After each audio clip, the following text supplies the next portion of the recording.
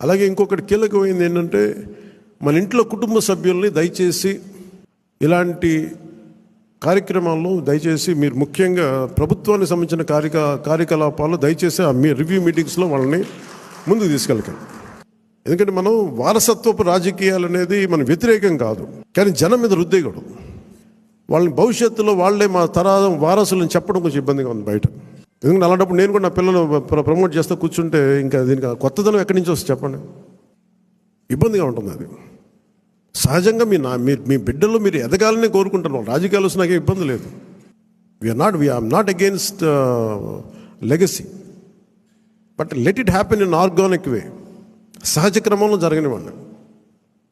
అందుకని ఇలాంటి ప్రతి చోట ఇవి కొన్ని వినిపిస్తూ ఉన్నాయి. ఇది అందరి ముందు చెప్తే ఇది అందరూ మనం ఒకసారి ఒక లోపలికి ఆత్మపరిశీలన చేసుకుని అందరూ సహజ క్రమంలో వస్తే నాకు ఇబ్బంది లేదు, కానీ దాన్ని దయచేసి